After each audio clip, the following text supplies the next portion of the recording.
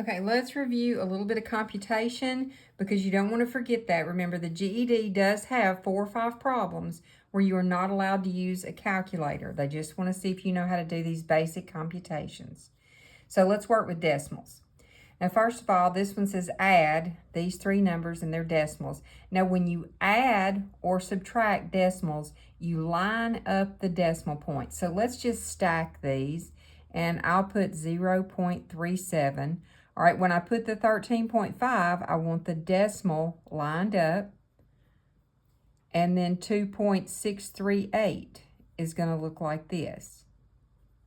Now, what about those missing spots? Well, you can just put a 0 there if you want to. If I want to get them all evened out, I would put zeros there.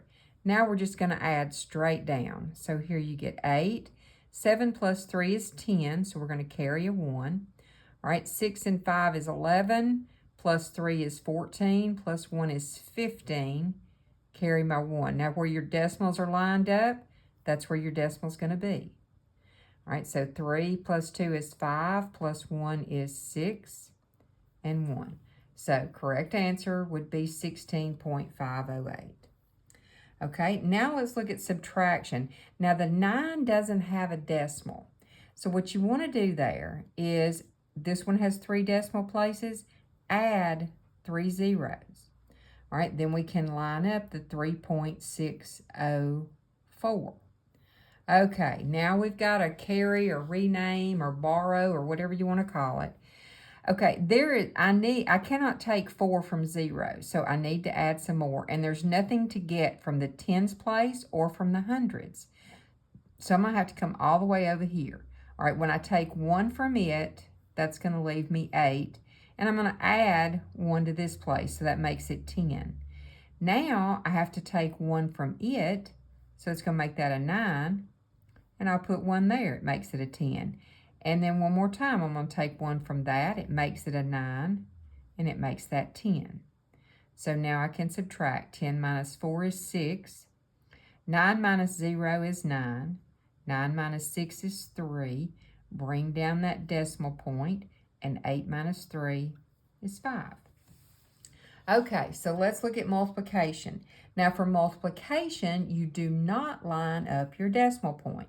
So I'm just going to put the 14.64 on top, and you just put the numbers here so that the numbers line up. Okay, the last digit in each number needs to be under each other. And we're just going to multiply like usual, and then we'll adjust the decimal when we get finished. So 8 times 4 is 32. Carry your 3. 6 times 8 is 48. 49, 50, 51. Carry your 5. And 8 times 4 is 32, plus 5 is 37. And 8 times 1 is 8, 9, 10, 11. All right.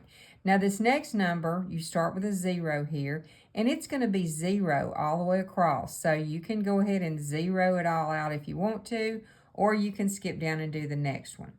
But when you multiply this 1 times all these things, you have to start. Now, we added this 0 for the second row. We've got to add 2 zeros this time. Every row down, you add 1 more 0.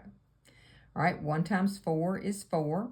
1 times 6, 1 times 4, and 1 times 1. Now we're going to add straight down. So we've got 2 and 1. 7 plus 4 is 11. Carry your 1. 6, 7, 8.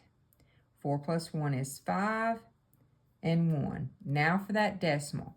Go back up here to your original problem and count how many numbers after a decimal point do I have. You've got 1, 2, 3 total. So you come down here and start at the end, and you're going to go backwards 3. 1, 2, 3. So your final answer is 158, 112.